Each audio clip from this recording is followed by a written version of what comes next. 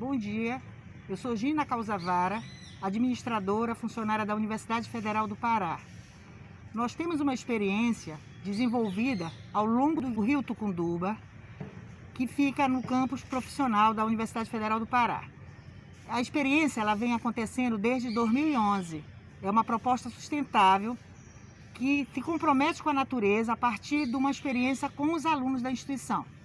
Então, ao longo de 16.700 metros quadrados do campus profissional, nós temos dois bosques, Bosque Camilo Viana e Bosque Benito Calzavara.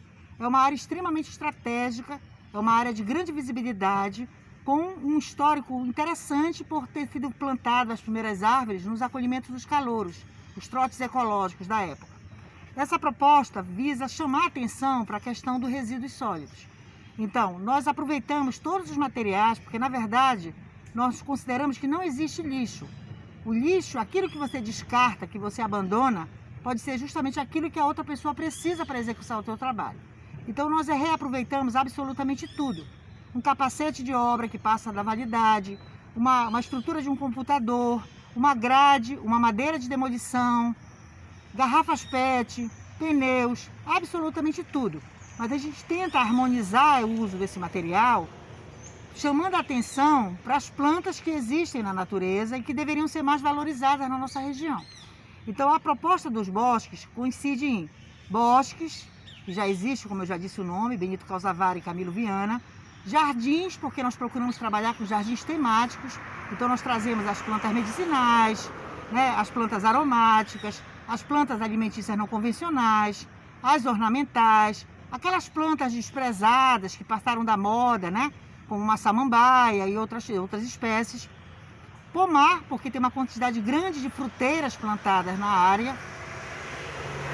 Horta, porque nós trazemos as alimentícias também. Isso tudo centralizado em quê? Um espaço de convivência. Porque dentro da academia, nós temos que trazer a conexão entre os alunos, a natureza e as boas práticas acadêmicas. Então, na proposta, a gente procura valorizar essas questões.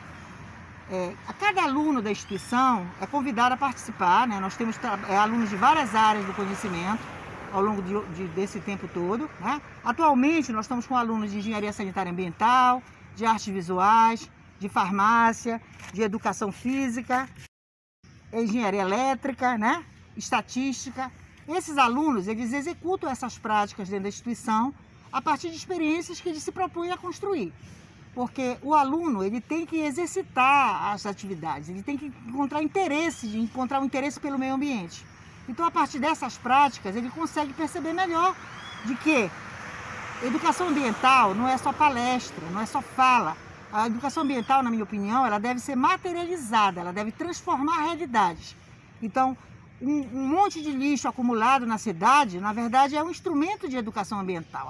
A comunidade ela deve ser estimulada a transformar aquilo ali, ou para coleta seletiva imediatamente, que é o ideal, ou então reutilizar, reaproveitar o material. Então, assim, em linhas gerais, seria isso, É uma proposta simples, de fácil execução, de efeito multiplicador, porque a gente transforma as coisas de forma criativa, Porque a criatividade ela é a base de tudo. Só que não existe criatividade sem trabalho. Você pode ser a pessoa mais criativa do mundo, mas você não pode só ficar falando naquela questão.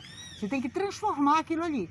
Então, construindo jardins verticais, a gente consegue dar uma materialidade para aquela criação do aluno, E se der certo, é dele. Se der errado, é dele também. Porque a gente tem que aprender experimentando.